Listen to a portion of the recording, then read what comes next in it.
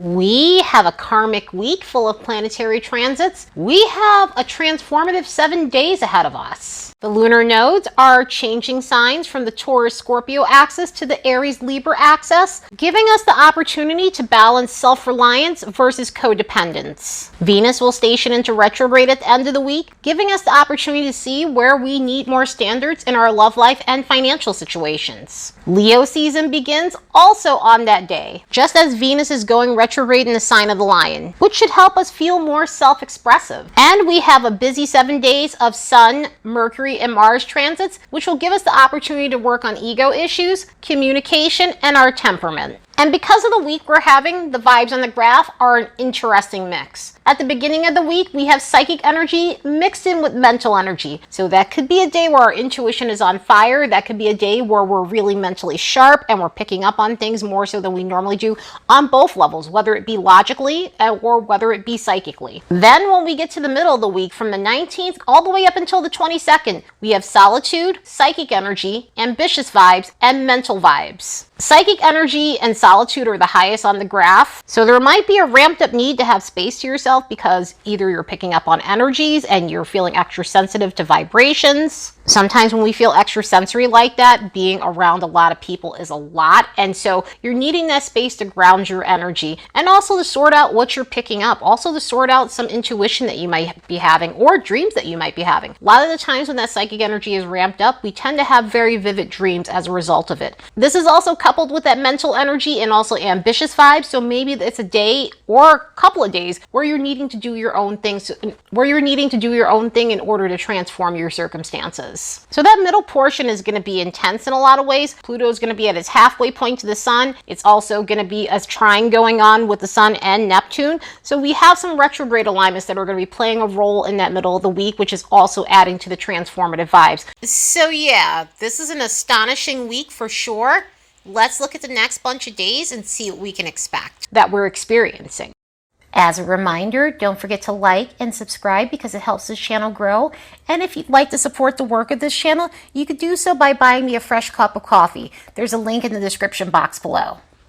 On the 17th, the nodal axis is changing signs from Taurus-Scorpio to the Aries-Libra axis. After 18.5 months, we're getting fresh nodal energy. And so this switch from Taurus and Scorpio to Aries Libra is going to feel vastly different. The nodes have been in the Taurus-Scorpio axis since January of 2022. At the very end of that month, it was about January 30th of 2022 when the nodes switched from the Gemini-Sagittarius axis to this one. And so under this influence, we learned the importance of tranquility versus being turbulent all the time. Since the North Node was in Taurus, we wanted to adopt the positive qualities of that sign. Anywhere the North Node is where we'd like to adopt the positive attributes of that specific sign. The South Node, however, is the energies that we'd like to release, the lower expressional energies of a specific sign. And with it being in Scorpio, we were looking at the lower vibrational things that we do as a society that are scorpionic. So when it comes down to these transiting nodes,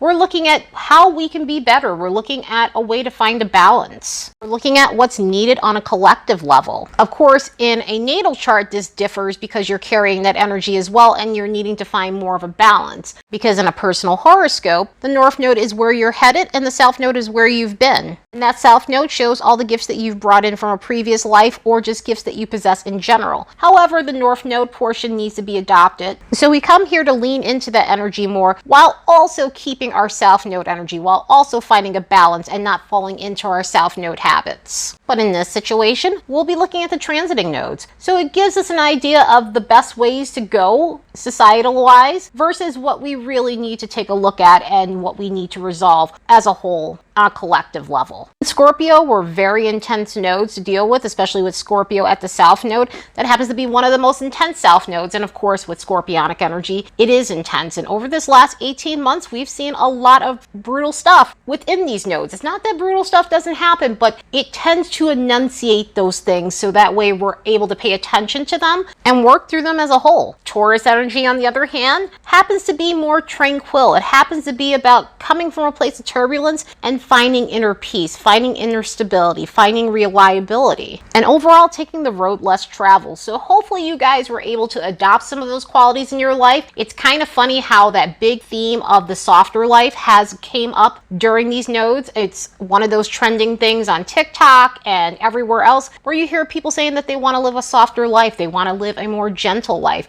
A lot of that buzz came up during those nodes with that heavy Taurus influence. But now that we're in that Aries-Libra axis, we have some interesting things that are going to occur under this. We'll be under this influence for the next 18 and a half months. So from now, July 17th, all the way up until January 24th, 2025, we will have the Aries-Libra influence. And what this is going to bring for us is the ability to work on more positive qualities in terms of Aries, while letting go of lower vibrational things that happen to be Libran. Aries is about self-motivation and self-sufficiency, while Libra energy is about the benefits of having others around and being a little more dependent on other people. So with that, let's look at the South Node and see what kind of Libran things we may need to release.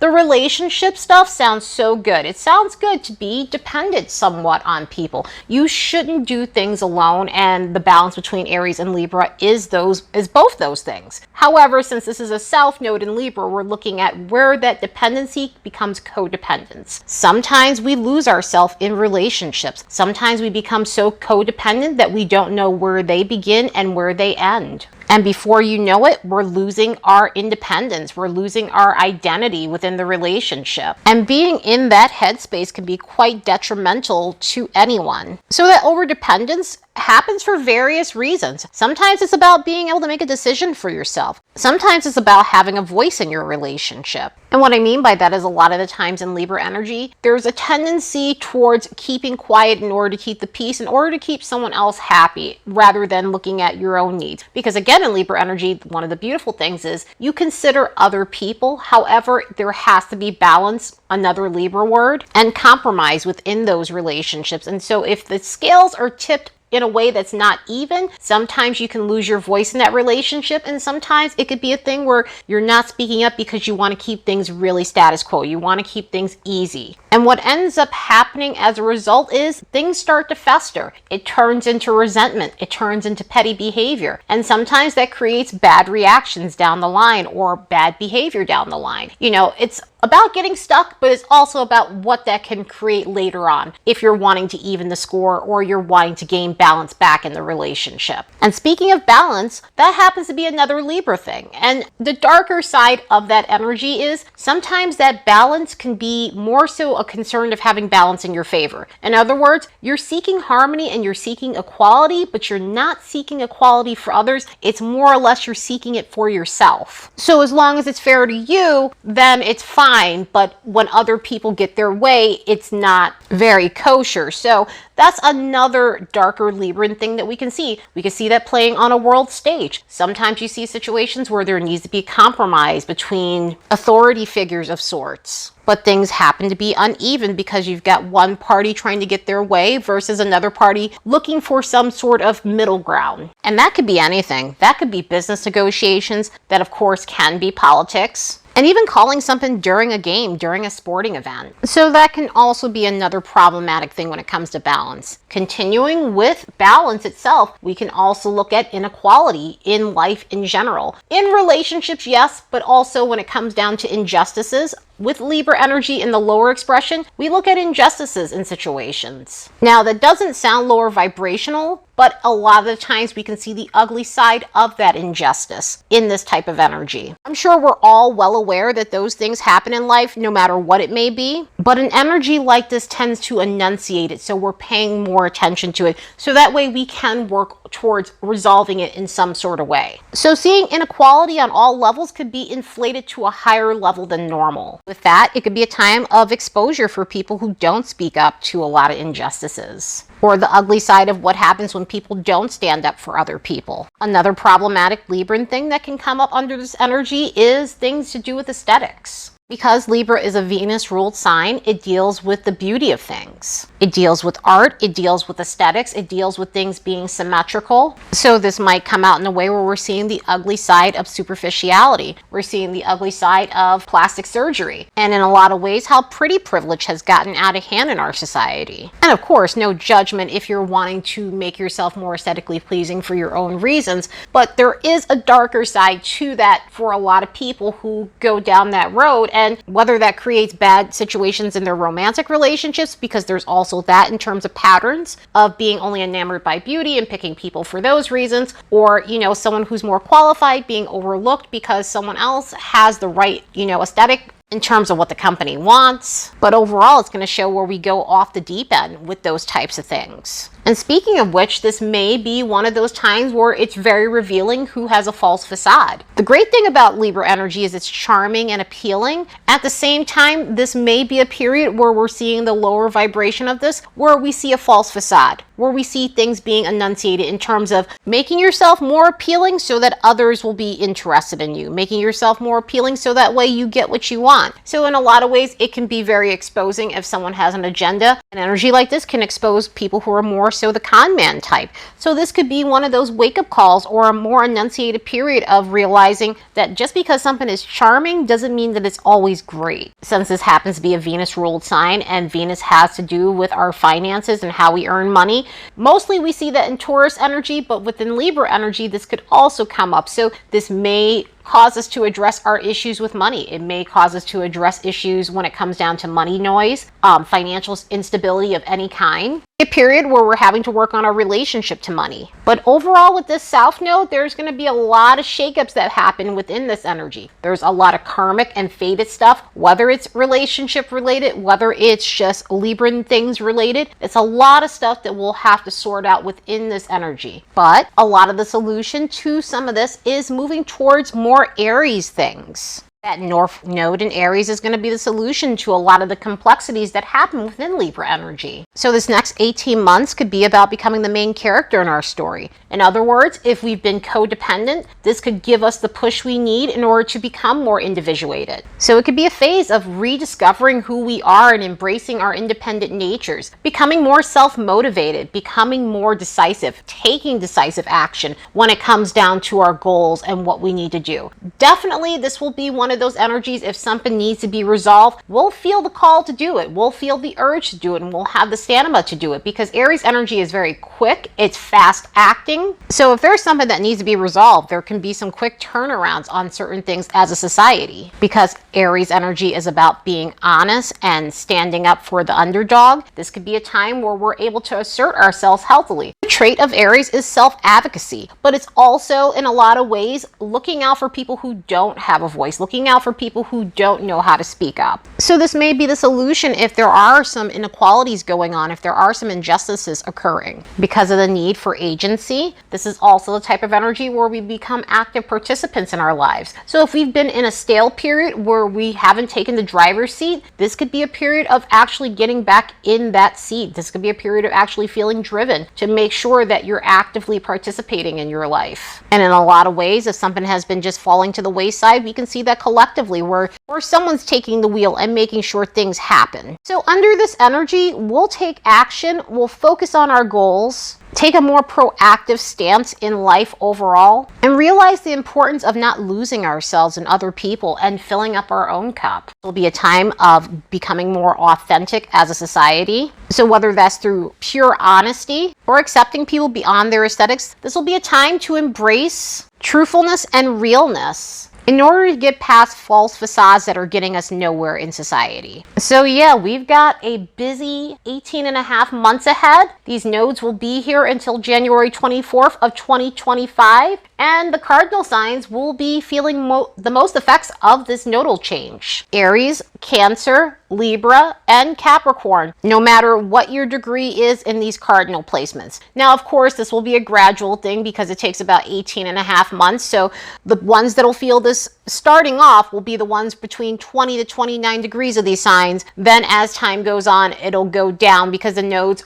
go backwards. So they start at 29 and then they end at 0. So once you get towards the end of this period, the ones who are born during the early parts of these cardinal signs will feel this the most. And some things to note, these nodes are going to go over the eclipse points that we had in April. In other words, that eclipse that we had at 29 degrees of Aries, this could bring up or expedite certain things that happened during that eclipse. Also, it's going to go over some of the points that Mars retrograde did back in 2020. So it could bring up some scenarios from fall of 2020 that was not resolved collectively and maybe personally. But yeah, here's to taking a pioneering spirit healthily. The 17th is just a jam-packed day of planetary transits. We'll have that new moon in Cancer, which there will be a separate podcast for, but also we've got 2 Mercury alignments occurring. Mercury's going to square Jupiter while also making a sesquiquadrate to Neptune. So this can create a day where communication is off kilter. This could be a day where communication is vacillating from extreme to extreme. In other words, with the Jupiter stuff, there could be moments where we're dealing with people who are blowing out a lot of hot air in conversations or behaving in an intellectually arrogant manner. Mercury and Jupiter together in a harmonious aspect works lovely, but when we have a hard alignment like this, it tends to inflate situations where you're dealing with people who have cocky personalities, and a lot of the times with the Mercury-Jupiter stuff, we deal with intellectual arrogance, so there could be moments where someone's talking down to someone just because they feel as though they're smarter than them and they're better than them, and there's a sense of being above everybody else. Also, we need to be aware of the details on that day as well, because the Mercury-Jupiter stuff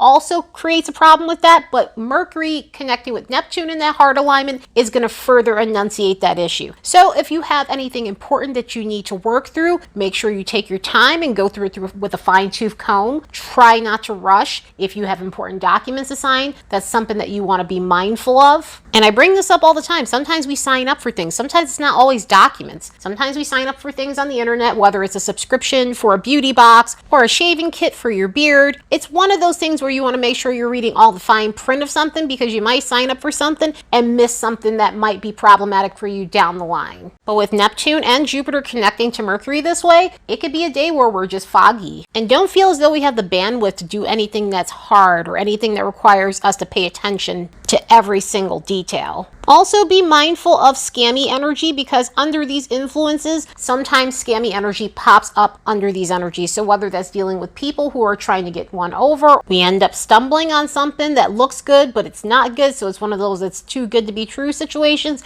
And if it feels that way, definitely back out as much as you can. For that, we are going to have to be mindful of our temper on either side of the spectrum. By the time we get to the 18th, Mars is making a sesquiquadrate with Chiron, and that can create situations where we need to work on anger issues. Because we're still dealing with the Mercury stuff that's going on with it connecting to Jupiter and Neptune, this could create situations where we're dealing with uncomfortable conversations. This could also be a situation where we're dealing with people with harsh temperaments. But because this is a Chiron thing, it could be a nudge needed to work on temperamental issues. So whether that's through you, whether that's through other people, this could be a time of learning that not regulating our tempers is coming at a cost to us and also affecting the people around us. On the flip side of this energy, this could show where we need to stand up for ourselves more and where we need to work on that as well. So it could be a day where we're confronted with something that's causing us to have to act in a way where we're using healthy assertion. The 20th is a particularly karmic day, with Mars making an opposition with Saturn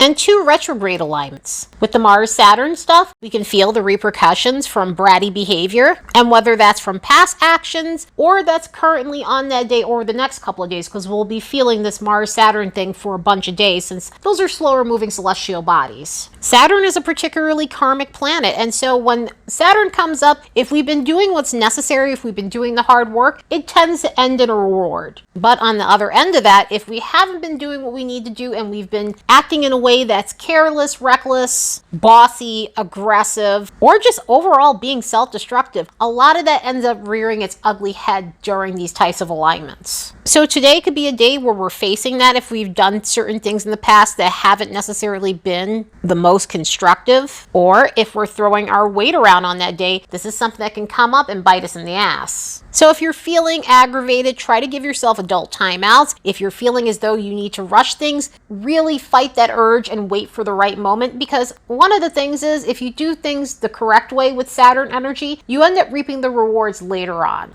And with Mars here, it's hard to wait. You just want what you want now. And so impulsivity and impatience could be revved up on this day. On top of that, the Sun is making an opposition with Pluto on that day, and also a trine with Neptune, which is adding more transformative and karmic energy on that day. The Sun making an opposition with Pluto means we are at the halfway point of that retrograde cycle. So we only have a few more months left to go when it comes down to Pluto retrograde. It'll go direct in October. But an alignment like this marks the peak of that cycle. An alignment like this also brings in a karmic tone to it. So with this retrograde, if we're being aspected by it, we have to look at some of the things that are getting in the way of our transformation and other things where we might have been not doing what we need to do that are coming up as repercussions under this energy. Under this influence, we need to be aware of ego issues, strong personalities, and being power struggling. In other words, feeling the need to control other people and constantly throwing your weight around in order to get your way. With energy like this, there tends to be ramifications, and with the Mars stuff already ramping everything up temperament-wise on that day, along with Saturn, this could end up being a day where we're dealing with the ramifications of things, but also the energy is very unconstructive. One of the only saving graces of this energy is the Sun making that trine with Neptune, which is also a retrograde alignment. Neptune went into its retrograde on the 30th, June 30th to be exact, and this is the opening of the retrograde, meaning basically this planet is finally gaining some traction and getting some speed in its synodic cycle. And so now it's trucking along. And even though this is a retrograde alignment, it happens to be a really harmonious one. This brings in a highly spiritual tone, so it could be a day where we're working on our metaphysical side. It could be a day where we're trying to gain a higher perspective. It could aid in taking a gentle approach rather than participating in the drama that might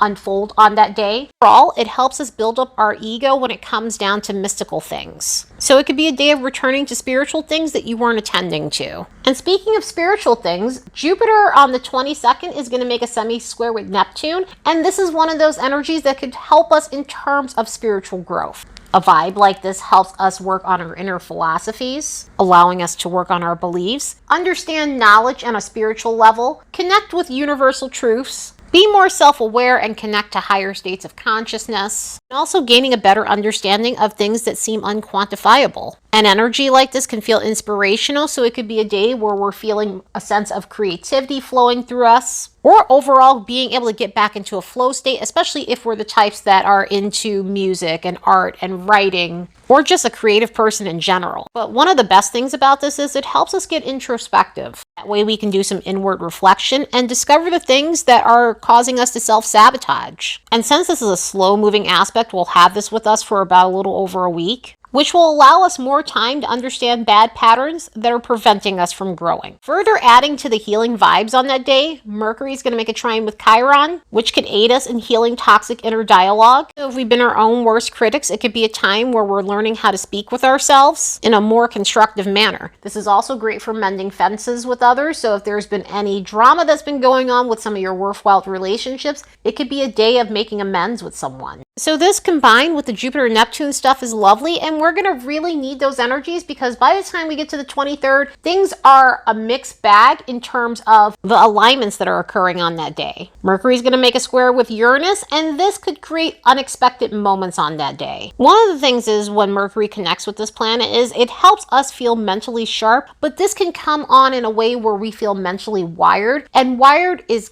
good and useful at times, but then there are moments where we need our minds to calm down. This is one of those things where our minds can feel overactive, and that can feel intense in a lot of ways. It can create nervous moments and make it easier to get agitated by things or people, so we have to be mindful of being too testy when we're dealing with stressful situations. Also, things don't necessarily go as planned under an energy like this, so if you are making plans on the day, it may not go in the way you hoped, which could further ramp up feelings of anxiousness. And the fact that this is happening on the same day Venus is going retrograde creates even more intensity to this energy. So we've got that planet going retrograde, but we also have this Uranus stuff happening. And so that could ramp up some situations communication-wise where things either escalate. Also, it can create unexpected communication from people that you don't normally talk to. Mercury, Uranus in a hard aspect. A lot of times we get that expect the unexpected with communication, thoughts, and plans. And so this can translate into a situation where you're hearing from people that you don't expect to hear from. And because it's a harder transit, it's generally not the people that you're looking to hear from. On the 23rd,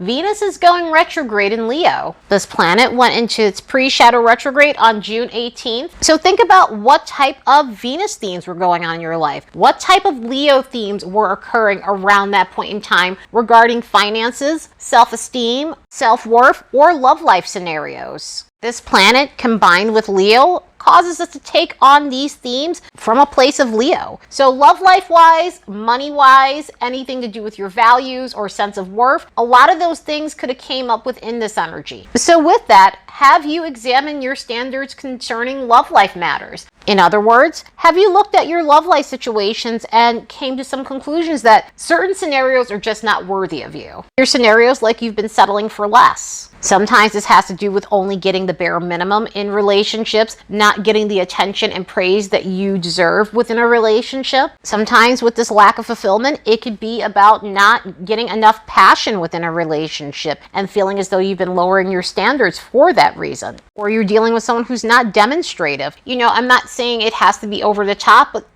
people do require some sort of flirtation, even in its most minimal form. Demonstrative doesn't always have to be over the top, but if you are in a romantic relationship, you do want to have those amorous exchanges with someone. And so this could be a period where you're realizing that you're settling for less within the relationship because you do require those things, and it's nothing wrong with wanting those things from a partner. On the flip side, has this been a period where you've been walking away from relationships that bring nothing but drama? In other words, has this been a period where you're wanting to get away from problematic theatrical bullshit within your love life? Sometimes you could have that relationship that brings all the things I was mentioning, like passion and demonstrative, but it brings other things with it. So even though you got the passion, it doesn't come with stability. It comes with screaming matches and just making up to break up. And so this could be a time where you're raising your standards in that regard as well, because that's also a thing where you raise your standards, where you're walking away from relationships that are dramatic because it's creating nothing but chaos in your life. It's bringing no value to your life, and you're seeing your worth and that you're worth more than just someone who's constantly bringing nothing but turbulent energy to your life. Leo energy has a lot to do with loyalty, and so has this been a period where you've been raising your standards in that way, where you're distancing yourself from people who are untrustworthy? One thing to note about Venus energy is we do focus a lot on the romantic side of it, and that could be also a lot of the themes that pop up with all of these scenarios. However, this could also be close relationships where you're having that sort of problem. Maybe it's an untrustworthy friends group. Also, back to the other problematic energy, it could be friendships that aren't fulfilling. It could also be friendships that bring nothing but drama into your life. So this could be a period of re-examining those relationships to see if you want to continue with them. Has this been a period where you're realizing that you need to put yourself out there more? In other words, sometimes this could be your love life, sometimes this could be job-wise, sometimes this could be about creativity and putting something out there into the world. Leo energy is about standing out for our uniqueness and not fading to the background. So this could be a period where you're realizing that you might have taken a big back step in your life, and now you're needing to learn how to push forward again. You're needing to learn how to be visible again, so that way you can feel motivated to go after the things you want, whether it's career, whether it's romantic, whether it happens to be creative pursuits, or anything else where you need to take center stage for a change. And speaking of creativity, has this been a period where you're starting to lift a lot of creative block that you might have been experiencing? Leo is the house of creation, and it's creation in all its forms, whether that be art, music, theater, writing, or any place you express your talents. Also, creation can have a lot to do with children, creating children, and things like that. And that's another portion of this within the retrograde. But were you experiencing some sort of creative block for a while? Or did you shelf something like a creative project of yours and now you're finding yourself come back to that. A lot of the times with retrogrades, we come back to the things that we put on the shelf or things that we just didn't have the time to deal with because of life situations and things like that. So this could have been a period, or this can be a period where you're starting to work on that. So that way, when you get to the end of the retrograde, you're ready to fully put that thing out there into the world. Coming back to the children part, has this been a time where you've been considering having children? Has this been a time where you've had to be helpful when it comes down to children? Maybe children in your family or a friend's child, or you're considering whether or not you want to even go down that route of having kids yourself. And if it isn't any of that, has this been a time where you've been doing inner child work with yourself? The 5th house is ruled by Leo, or wherever you see Leo energy, we can see a lot of inner child stuff going on with a person. So this could be a time where you just felt compelled to work on those areas of your life to get past some sort of old trauma. Continuing with being an active participant in your life, has this been a period where you're realizing you need more fun, you need more enjoyment, you need more leisure in your life? That's where we need to have fun, where we need to let our hair down, where we need to connect with our inner child in that form. So have you been realizing that you're needing more adventure in your life? You're needing more downtime. You're needing more time to just, again, let your hair down. With the attention that we get in Leo energy, has this been a period where you've worked on either being okay with getting attention or realizing that you're needing to gain attention in a more healthier way? For some people, it's hard, and this comes back to having the spotlight on you, standing out for who you are, or not getting lost in the crowd. Sometimes people have a harder time than most being on display. And maybe this is a time that you wanted to work on that, so that way you feel comfortable when you are getting accolades from people, you're feeling comfortable when you're getting attention from someone that you're attracted to, or healthy attention for the other things you do. On the flip side with Leo energy, this could be a period where you're realizing you need to work on the need for attention. Sometimes we get the nudge needed under energies like this to work on not going to a toxic place when we don't get the attention that we feel entitled to. So this could come back to valuing yourself more and building up healthy self-esteem, building up healthy self-worth without getting it from other people, and instead creating it within yourself. So this type of retrograde will enunciate the Leo themes that we have in our life, but also, of course, the Venusian things that we need to deal with in our lives. So it really can be a period of working on unfairness in our lives, compromising with others, working on the way we relate to other people, and trying to gain harmony within our close-knit relationships. The signs that'll feel this retrograde more than others will be the fixed modality: Taurus, Leo, Scorpio, and Aquarius, between 10 to 29 degrees of these signs. So this Venus retrograde is going to cover a wide scope of the fixed signs throughout that range. And so if you have planets or any points in your chart within those signs, you're going to feel this retrograde more than others. Venus will go direct on September 3rd and finally leave its post shadow on October 7th. And so we got 40 days and 40 nights of this retrograde motion that we're going to be dealing with. And in terms of transits, as this retrograde goes along, I will let you guys know what's occurring, what planets it's hitting, of course, as I always do. And mostly it's an even mix of transits going on with this Venus and Leo retrograde. Some of them are harsher and some of them are moderate in comparison. But yeah, here's to raising our standards on all levels. And on that same day, the sun is going into Leo. Happy birthday, Leos. It's your time to shine majestically. So this is a particularly interesting Leo season with Venus going into retrograde in the sign of Leo. I mean, this happens every 8 years, of course. Leo happens to be on the Venus star point, so it is one of those signs that Venus tends to go retrograde in every 8 years. And depending on the location of that Venus retrograde, sometimes it does happen in Leo season, other times it's a little further off. But that is one thing to note for yourself. Think about what was going on with you 8 years ago regarding any type of Venus and Leo things, because they'll come up during the retrograde. Okay, so now I'm going to talk about Leo season and get off of this retrograde train. Well, to a degree. And again, that's more so because this Leo season happens to have a tone to it with that retrograde going on. So it's not as if we won't have fun as we do during Leo season. Leo season is a fucking blast. It's a time where we gain a sense of aliveness in our life and we become active participants in what's going on. We start chasing leisure. And because this sign happens at the height of summer, we chase those types of activities. It's not to say that we don't chase those in Cancer, because we most certainly do. But with Leo, it is kicked up about 1,000 notches. So our need to have fun and express ourselves boldly will be enunciated.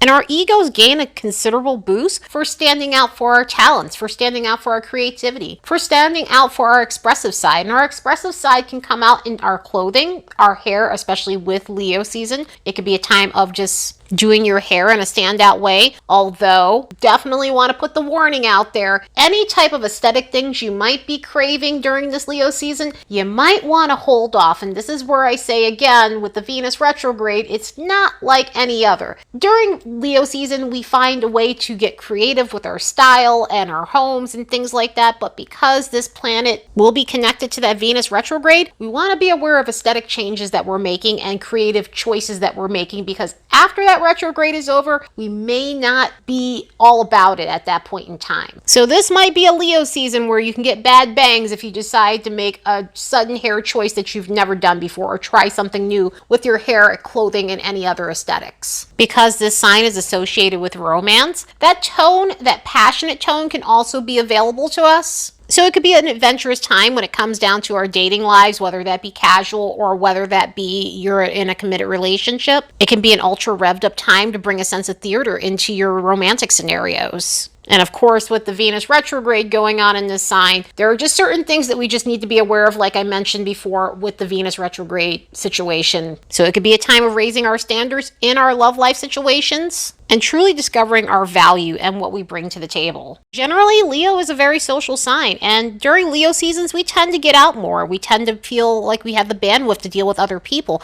and also enjoy the exchange. We enjoy the attention that comes from that. So it could be a time of connecting with people. It could be a time of making plans and throwing big parties. And with the energy of that Venus retrograde, it might be a time of reconnecting with some old friends. That could also translate into our love lives as well because of the cycle that's going on. Sometimes through these retrogrades, exes tend to come back. So in some social settings and situations, we may experience that with the sun being in Leo and that Venus retrograde. And of course, there's a lower expression as there is any time a planet changes signs. And with this, we need to be aware of expecting the spotlight on us all the time. In other words, we can't allow not getting the attention that we're craving become a blow to our ego. Through this energy, we have to be aware of coming on too strong because we're wanting to command attention or feel like we deserve the floor and other people don't. So it could be a time of dealing with others who throw their weight around and tend to be very bossy. Under the influence of Leo, we raise our standards when it comes down to anything, whether that be love, friendship, work, whatever. We tend to have very high standards for ourselves. There can be trappings with that as well. So we have to be mindful of being overly prideful because that tends to get enunciated during Leo season. And it can also manifest as thinking we're too good for something, thinking we're too good for other people. So that's something to be mindful of. Also, there could be a tendency towards self-involvement under this energy and being so much about ourselves that we don't recognize other people in the room. So that's also something we need to be mindful of. Other than that, Leo season is always a welcomed energy. It is also a fun energy. We've got a Venus retrograde this time around during Leo season, so that's going to put an interesting tone into the air. But at least unlike last year, the sun's going to make some harmonious alignments to the North Node and South Node, so that should really help push us through. Also, it's going to make harmonious alignments to Chiron, so that can add to some healing moments during the Venus retrograde and Leo season cycle. So yeah, what a week. There's a lot going on. Like I said, this is a highly karmic week, which if you've been listening to me for a while, you know that doesn't come out my mouth very often. So yeah, here's to a transformative time. Anyway, I hope you all have the best week ever. Later, and see you in the next episode.